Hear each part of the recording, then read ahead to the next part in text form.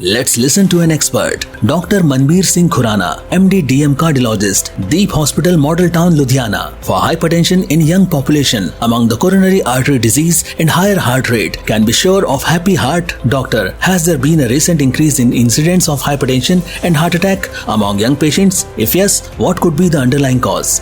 जैसे कि आप बता रहे हैं कि जो हार्ट अटैक की प्रॉब्लम है वो यंग पेशेंट्स में अब बढ़ गई है और इसको हमने देखा है कि कोविड के बाद इसका इंसिडेंस थोड़ा सा पहले से बढ़ गया है।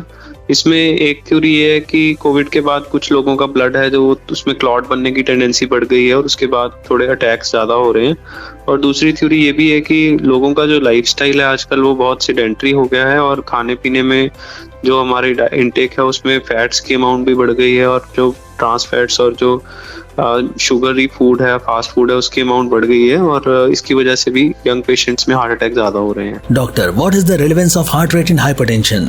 ये बहुत अच्छा क्वेश्चन है कि जो ब्लड प्रेशर है उस और जो हार्ट रेट है उसका बहुत ही गहरा संबंध है। अगर किसी को बीपी रहता है और उसके दिल की धड़कन भी तेज रहती है, जैसे कि रेस्टिंग हार्ट रेट अगर वो 90, 100, 80 से ऊपर रहता है तो हार्ट की प्रॉब्लम होने के चांसेस ज्यादा हो जाते हैं। ये बहुत सारी स्टडीज में पाया गया है और इसको कंट्रोल रखने के लिए एक तो हमें मेडिसिन लेनी चाहिए जिससे थोड़ा हार्ट रेट नीचे रहे और दूसरा जो फिजिकल एक्टिविटी है वो ज्यादा रखनी पड़ती है जिससे कि हमारा जो रेस्टिंग हार्ट रेट है वो अराउंड 70s में रहे। जितना आपका हार्ट रेट रेस्टिंग कंट्रोल रहेगा उतना फ्यूचर में हार्ट डिजीज होने के chance. Doctor, what precautions should a patient take along with medications? जो ब्लड प्रेशर के पेशेंट्स हैं उसमें मेडिसिन के अलावा उनको कुछ चीजों का ध्यान रखना चाहिए। इसमें से सबसे जरूरी चीज है कि अपनी डाइट के में आप फाइबर का इंटेक ज्यादा रखिए, जैसे कि फ्रूट्स और ग्रीन वेजिटेबल्स ज्यादा खाएं और जो फैट्स का इंटेक है उसको कम रखें, जैसे कि जो डेयरी प्रोडक्ट्स हैं, घी मक्खन है और जो फास्ट फूड आइटम्स हैं वो कम रखें। और तीसरा है कि जो आप एक्सरसाइज है उसको रेगुलर करें, रेगुलर एटलीस्ट हफ्ते में 5 दिन 30 से 35 मिनट की कोई ब्रिस्क एरोबिक एक्टिविटी करें जिसमें आप साइकिलिंग कर सकते हैं या आप कुछ रनिंग कर सकते हैं, स्विमिंग कर सकते हैं, जिसमें बॉडी थोड़ी एक्सर्ट हो। अगर ये चीजें आप फॉलो करेंगे अलॉन्ग विद योर मेडिकेशंस तो आपका बीपी भी कंट्रोल रहेगा और आपको हार्ट की दिक्कत होने के चांसेस भी कम हो जाएंगे। Thank you doctor for your time.